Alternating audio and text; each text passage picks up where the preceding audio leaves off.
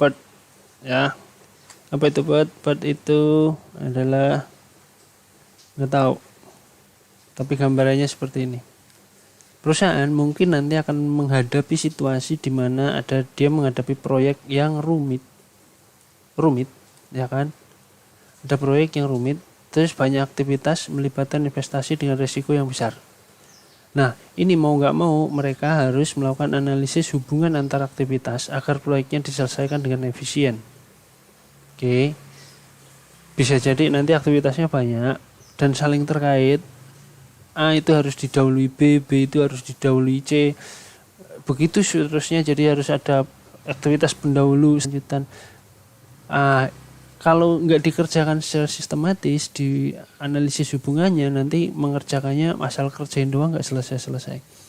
Maka diperlukan analisis hubungan antara aktivitas agar diselesaikan secara efisien. Aktivitas mungkin dilakukan bersamaan, namun aktivitas lain mungkin dimulai tidak bisa dimulai sebelum ada aktivitas pendahuluannya. Nah, salah satu metode analisis perencanaan proyek dengan cara ini adalah namanya Critical Path Method atau CPM. Ada yang mengenal juga dengan istilah Program Evaluation and Review Technique, PERT. Oke, lebih canggihnya PERT, tapi kita nanti akan fokusnya banyakkan ke CPM-nya doang. Oke, apakah CPM itu sama dengan PERT? Ya, ada yang menyebut sama. Nah, contohnya bisa digunakan dalam pembangunan gedung, pembangunan peralatan, research development, dan yang lain-lain. Oke, kalau ada pertanyaan boleh langsung masuk ke GWA atau langsung ke itu ya. Nanti misalkan suaranya jelek Pak atau gambarnya pecah-pecah, masukin ke GWA atau ke YouTube di komen, nanti saya liatin, saya perbaikin sambil jalan. Nah, terus kemudian ini ya, kegunaannya untuk apa? Untuk analisis aktivitas yang banyak, kompleks, kemudian dianalisis gimana hubungannya, kemudian apa yang harus dilakukan, mana yang bisa membuat pekerjaan itu dilakukan dengan lebih efisien, terutama terkait waktu. Nah, berarti itu apa?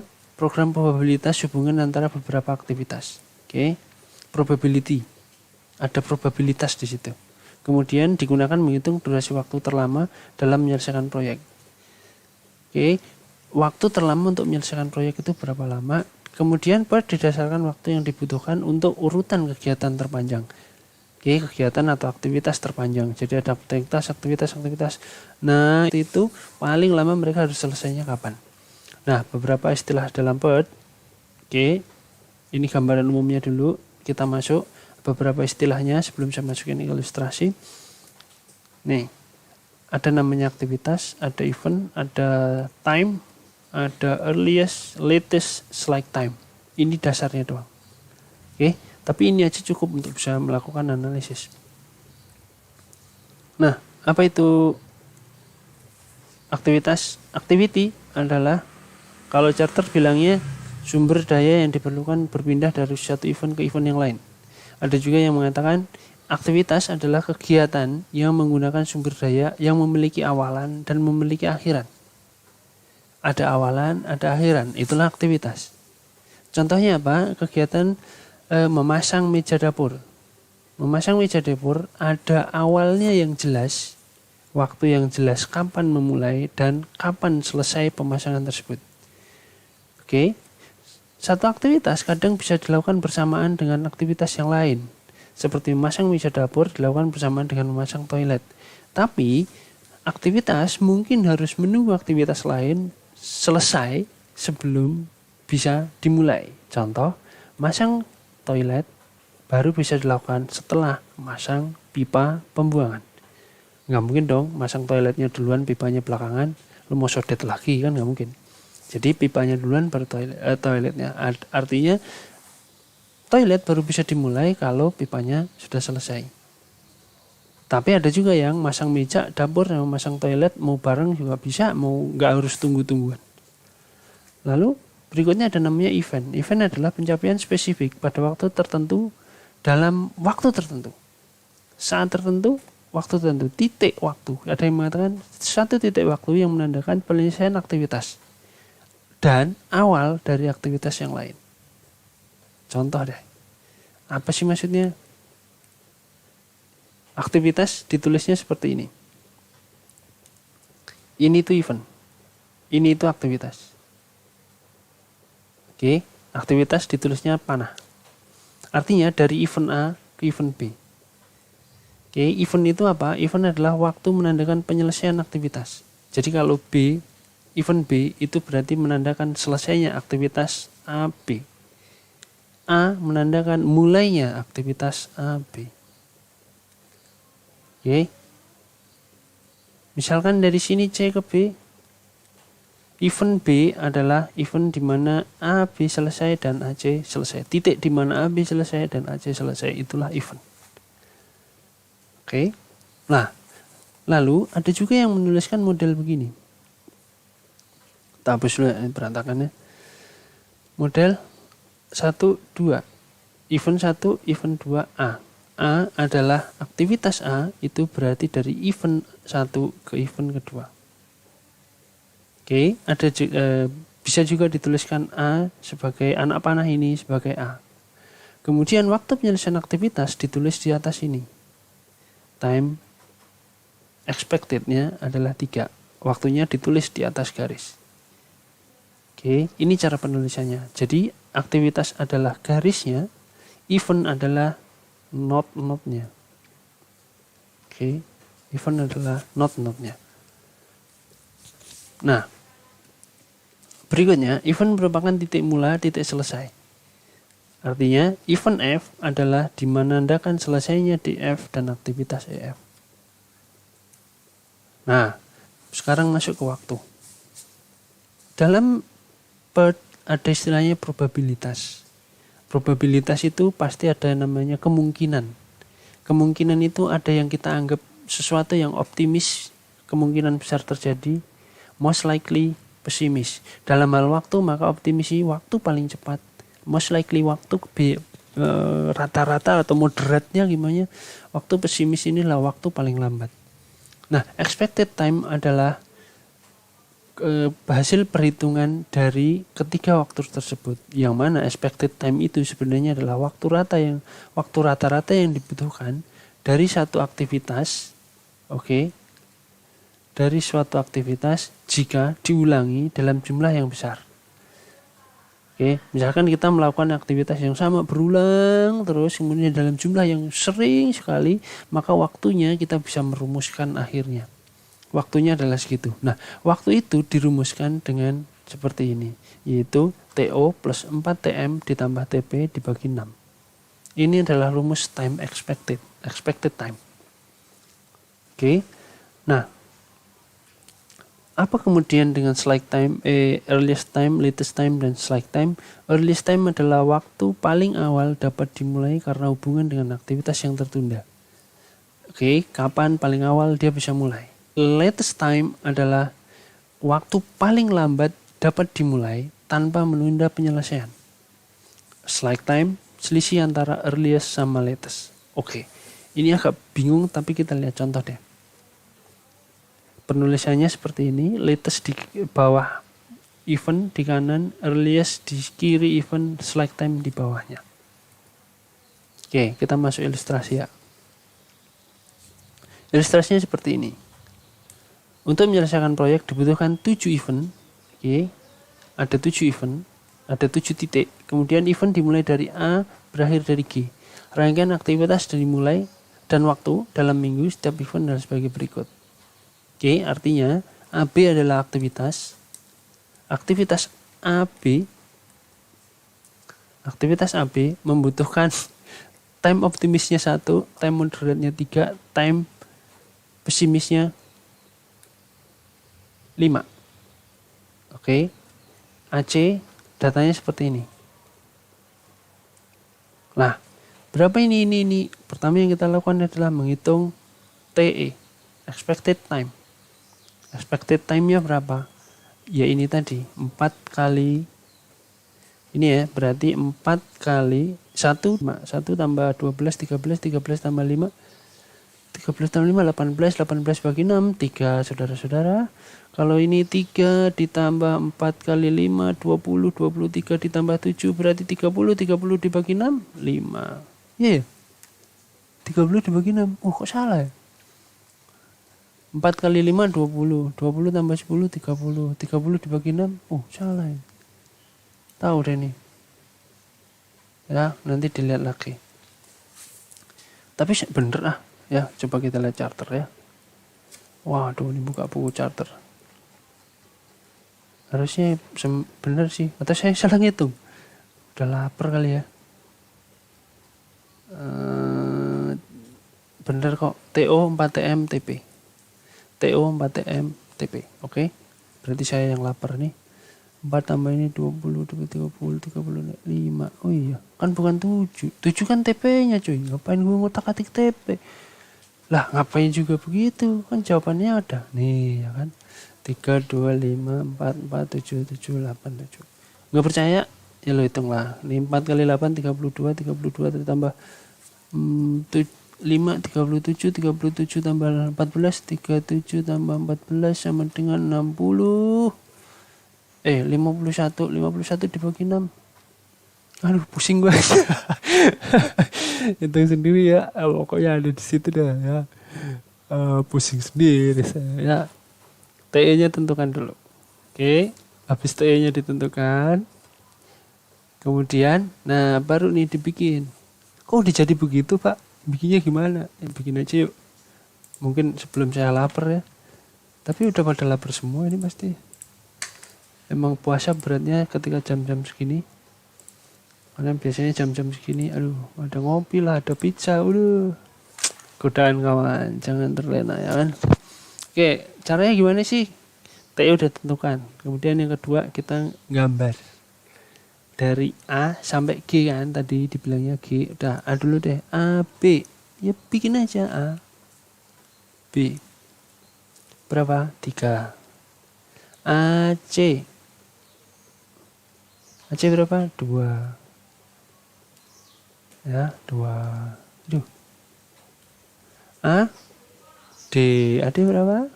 5. Pinter. Udah kayak anak TK. Ya kan? B, BE. BE berapa BE? BE 4. CE, C berapa? 4. CF. CF berapa CF? 7. DF berapa DF? 7 juga. Kemudian EG berapa di situ? EG 8, FG berapa? 7. Udah. Oke, ini gambarnya. Terus yang kedua nyari apa? Nyari critical path. Critical path itu apa sih? Jalur paling lama.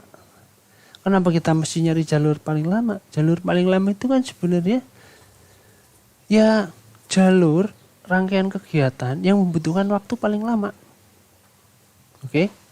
Jadi proyek itu selesainya kapan? Bukan jalur lama diselesaikan, bukan. Proyek itu selesainya kapan? Kalau semua aktivitasnya udah selesai. Kalau semua aktivitasnya selesai, proyek itu selesai. Cuman kita pengen nyari hubungan, kan aktivitas tadi saling terkait tuh. Nah, hubungan mana yang membutuhkan waktu paling lama? Sehingga waktu paling lama itu nanti bisa jadi waktu paling cepat kita untuk menyelesaikan proyek.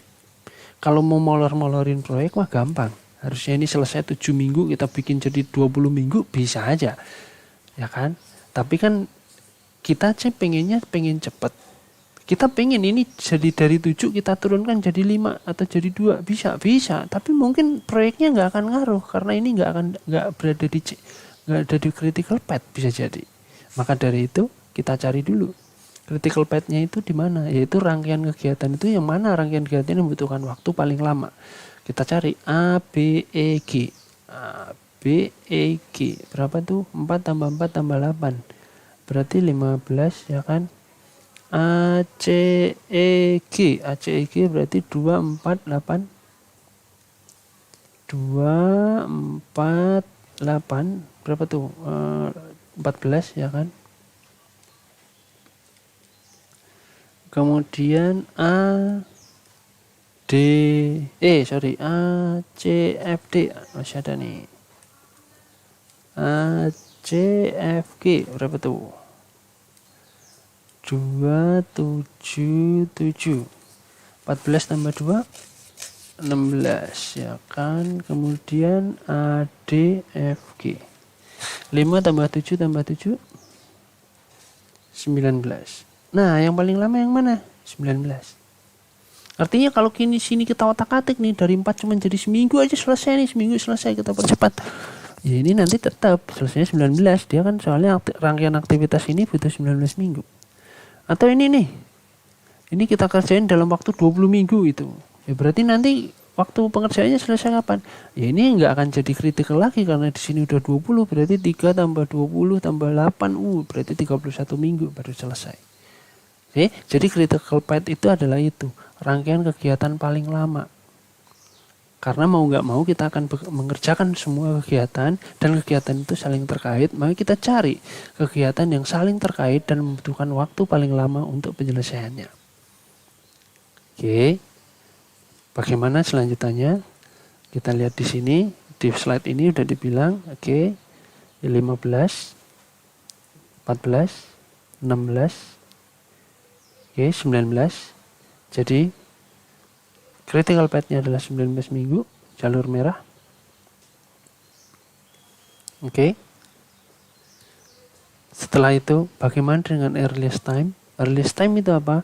Waktu paling cepat dimulai. Oke. Waktu paling cepat untuk memulai event B adalah, ya mulainya kapan? A. B-nya mulai kapan? Ya berarti A ke B butuh berapa aktivitas? Oh 1. Berapa lama? 3. Ya berarti mulainya minimal 3. Kalau D setelah mulai sebelum ke D berapa aktivitas? 1. Berarti butuhnya berapa? 5.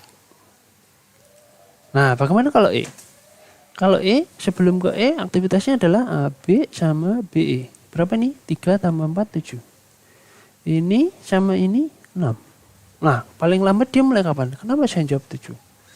Oke, paling lambat E itu bisa dimulai paling cepat, bukan paling cepat. Dia bisa dimulai di angka 7, bukan di angka 6. Kenapa? Kalau kita lihat E itu setelah E kan EG ke G nih. Aktivitas ini tidak akan bisa dimulai pada minggu ke-6. Kenapa? Karena untuk ke EG A, B, B, E juga harus selesai kan. Padahal ini belum selesai. Ini 4 sama 3 sama 4 butuh 7. Jadi kalau ini dimulai di minggu ke-6, dia nggak akan bisa ke sono. Jadi kita ngambil yang paling gede. Kalau earliest time kita ngambil yang paling gede. Kenapa? Karena ini nggak bisa dimulai di 6 minggu. Kita mesti mulai di 7 minggu. Karena ini nunggu ini selesai. Kalau 7 minggu ini udah selesai, ini juga udah selesai kan? Pasti udah. Maksudnya ke sono. Oke, saya lanjut terus ya. Terus bagaimana sekarang dengan ini keterangannya tadi? Bagaimana sekarang dengan ET setiap momen masukin di situ. Ini 7, 3 masukin semua. Lah, bagaimana sekarang dengan LT? LT itu apa? Latest time. Latest time adalah waktu paling lambat dia harus dimulai agar keseluruhan proyek tidak terganggu. Keseluruhan proyek harus selesai dalam waktu 19 hari. Oke, karena kita tadi tahu critical time-nya, critical path-nya 19. Oke, paling ini kombinasi aktivitas ini harus selesai dalam paling cepat selesai 19. Berarti kita paling lambat harus selesai proyek itu harus selesai dalam waktu 19 minggu. Tapi kalau ini 19 minggu, maka E itu harus dimulai pada minggu keberapa? Ya kita cari dari E ke G sampai selesai itu butuh berapa aktivitas lagi. E sampai selesai butuh 1 aktivitas yaitu EG dengan 8. Maka latest time-nya 19, critical path dikurangi 8, ketemulah 11. F 19 dikurangi 7 ketemu 12. Sekarang kalau C